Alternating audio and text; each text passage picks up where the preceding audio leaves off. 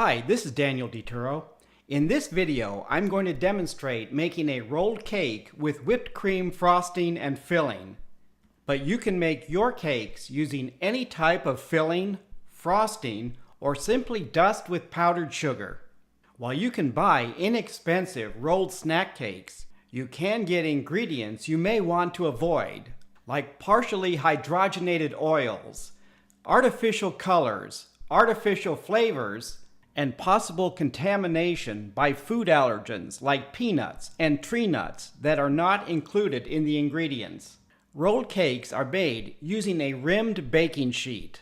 Most recipes require a 10 by 15 inch jelly roll pan. This recipe makes a cake that's 25% larger and uses a standard 1/2 sheet pan.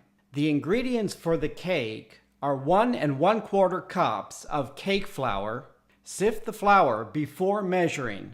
1 1/4 teaspoons of baking powder, 4 large eggs, 1 1/4 cups of granulated sugar, 6 tablespoons of water, 1 1/4 teaspoons of vanilla extract or other flavoring, 1 to 2 tablespoons of powdered sugar to dust the cloth you'll use to roll up the cake, and vegetable cooking spray or vegetable oil. To make the whipped cream filling and frosting, you'll need 2 cups of heavy whipping cream, 4 to 6 tablespoons of powdered sugar, 1/2 teaspoon of vanilla extract or other flavoring, 3 tablespoons of cocoa powder for a chocolate frosting, and I glaze my cake using 1/4 cup of chocolate chips. This step is optional. I use it to prevent plastic wrap or aluminum foil from sticking to my cake. You'll also need a clean towel that's at least 14 by 20 inches. To make your cake, place a rack in the middle of your oven and preheat to 375 degrees Fahrenheit. Combine the cake flour and baking powder in a small bowl using a whisk, fork, or spoon. Line your baking sheet with parchment paper or wax paper.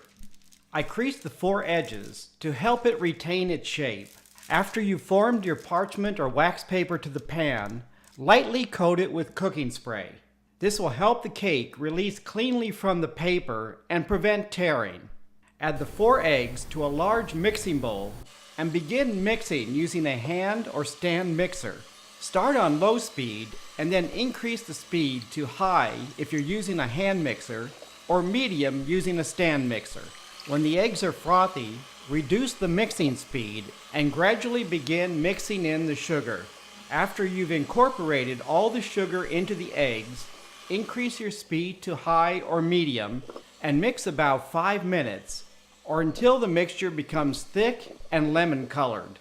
Add your flavoring and water and either stir by hand or mix on low speed until well combined. At this stage, you can add the flour and either fold it in by hand or start incorporating it on low speed using your mixer, and then finish by folding the flour in by hand until it is moistened. For a light cake, do not overmix. Pour the cake batter into your prepared pan and use your spatula to distribute the batter as evenly as possible. Bake the cake 10 to 12 minutes or until lightly browned. For a moist, tender cake, do not overbake. While your cake is baking, prepare your cloth or towel by dusting it with powdered sugar. This will prevent the cake from sticking to the cloth. While the cake is still hot, carefully turn it out onto the cloth and slowly remove the parchment or wax paper. There should be little or no sticking. But take your time. You don't have to rush this step. After you've removed the paper, start at the narrow end and roll up the cake and towel together. Place the rolled up cake and towel on a cooling rack and cool completely before filling. This step can take several hours depending on your room temperature. If you don't have a plate large enough to hold a 12-inch long cake or that takes up too much space in your refrigerator, you can make a simple carrier out of cardboard and aluminum foil. I cut a piece of cardboard about 6 by 16 inches long from a cardboard box. I then cut a piece of heavy-duty aluminum foil at least 3 times the width of my cardboard cutout. Center the cardboard on the foil, Fold one side of the foil over the cardboard, smooth out the foil if necessary, and then flip the cardboard or fold over the other side. Fold over both ends, and your carrier is ready for your cake. To make the whipped cream filling, add the sugar, 1 cup of cold whipping cream, and your choice of flavoring to a large bowl, chilled if possible to decrease whipping time. Start on low speed to reduce splattering and incorporate the sugar into the whipping cream. As the mixture begins to thicken, increase your speed to medium and then high. Mix 2 to 3 minutes or until the whipping cream forms stiff peaks. Place your cooled cake on a work surface and carefully unroll it. You may experience some sticking due to the moisture from the cake as it cooled. Take your time and work slowly as you unroll the cake and towel.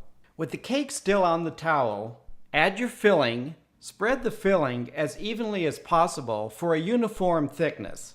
You can substitute your favorite jam or jelly to make a jelly roll, or spread a thin layer of jam or jelly over your cake before adding the whipped cream filling. The variety of cakes you can make is endless, limited only by your imagination. After you've spread out your filling, begin rolling up the cake, starting at the narrow end. Go slow, and if necessary, pull the towel away from the cake. You can now transfer your cake to a serving plate or cake carrier. At this point, you can reduce the number of calories by dusting your cake with powdered sugar or frost your cake as I'm about to do. The process to make the chocolate whipped cream frosting is similar to the filling. Place the sugar and cocoa in your mixing bowl, preferably chilled. Add 1 cup of whipping cream and begin mixing on low speed. Increase the mixing speed and mix 2 to 3 minutes or until the whipping cream forms stiff peaks. You can adjust the amount of sugar in your frosting to taste. Use a spatula or a frosting knife to frost your cake. You should have enough frosting to frost the top and sides of your cake. You can use a wet paper towel to remove any frosting residue from your serving plate. This final step is optional. I do it to prevent plastic wrap from sticking to my cake. Over hot but not boiling water, place a glass or metal bowl with your chocolate chips over the water and stir until the chocolate has melted. You can also use your microwave oven to melt the chocolate. I then let the chocolate cool about 15 minutes before transferring it to a plastic bag, or you can use a piping bag. If you use a plastic sandwich bag like I'm doing here, cut a small hole about 1/8 inch in one corner and squeeze to drizzle the chocolate over your cake. Refrigerate your cake until the chocolate is firm, and then you can cover it with plastic wrap or aluminum foil. A 3-ounce serving has about 275 calories, 9 grams of saturated fat, 90 milligrams of sodium, 18 grams of added sugar, and 4 grams of protein. Compared to this snack cake, you get 25% more cake for about the same number of calories. Saturated fat and fat calories are higher due to the whipped cream filling and frosting. The homemade cake has less sodium, less carbohydrates, and no artificial colors or flavors. Please leave a comment if you have any questions about this video. Thank you for watching and happy eating.